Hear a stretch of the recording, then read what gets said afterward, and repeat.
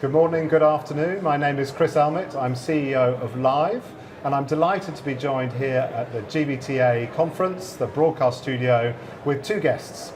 Today I'm joined by David Coppens, EVP Global Operations for BCD, and Carol Fergus, who looks after at Fidelity International a whole host of things: business travel, ground transportation, and meetings, that small bag of activities. Thank you both for joining.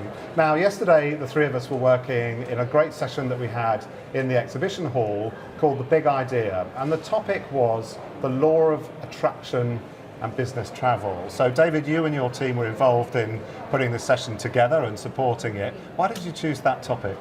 I think it's we're fortunate that we're in a growth industry at the moment, right? Travel is returning very, very rapidly.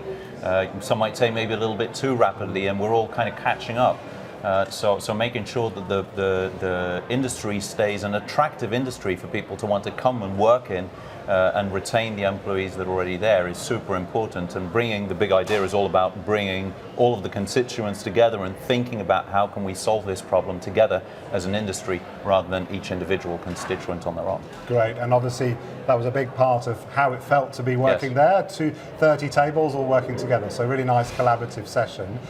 Carol, you were there, you were listening to the conversations, but before we hear a little bit about what people actually talked about in the session, why for you is this question of perception of the industry so important? Why is that such a big issue? Well, I think a lot of organisations at the moment are struggling to get people to even come back to the office. And then coupling that with travel and the perception that it's complex, there's lots of things that people need to do. I think it's important that we give off the right image and we let people feel that what we're doing for them is less complex. So how do we do that with working with our suppliers? That they're going to have that seamless journey. They're going to have everything that they need to know whilst travelling, and they're going to have to feel safe. And in order to do that, we need to be engaging with them. It's not giving a tariff or a menu of this is what we can do. It's about saying to people, well, how can we make it better for you? And then the suppliers, in terms of the image from them, taking that, working with it and making a difference for our travellers. So really showcasing and marketing the differences that travel can bring to our travellers and giving them that work-life balance experience that they've become used to. Brilliant. Okay, thank you. So we got into the work. We did about half an hour of work with the tables, and we gave them a choice of some of the topics that they could work on. So, for instance, they could think about technology, they could think about DE&I, they could think about the industry image overall, and then also this one, traveller well-being, as a kind of wild card, I suppose.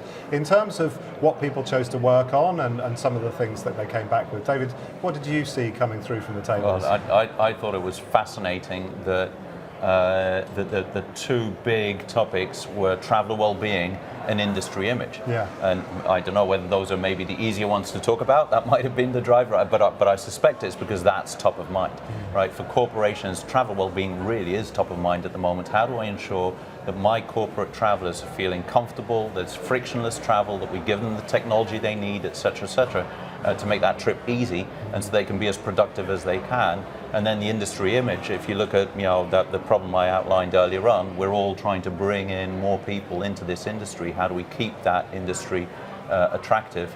Was the other big topic, and technology was one table and D&I was one table, right, versus the 30 in total that were out there. Yeah, no, absolutely, and I suppose that links nicely to what Carol was saying earlier, that relationship between the employee and the organisation.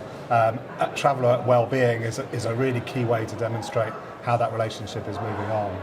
Carol, you were walking around the tables as well, having a chat with some of the participants. What were some of the things that you heard? I wasn't surprised that they actually chose traveller well-being and image. I think that's important. DEI is important, I think, but it runs across everything that we do. So, although I thought it would have been nice to get some feedback around DE&I understood why, because it runs through the veins of everything we do. And technology is the enabler. If we don't get the other pieces right, the technology, it makes no sense to anybody. So, you know, in terms of concentrating on that, that will give everyone the actions to enable us to A, understand the DEI principles, and at the same time use the right technology and optimize on it. So I wasn't surprised, but I can understand why it went that way. Brilliant. Thank you so much, Carol. So finally, very quickly, David, we had, well, the whole session was an hour. We had, I don't know, 300 people there. That's a lot of horsepower. They were working hard. So we've got a lot of data from that. What happens with that data now?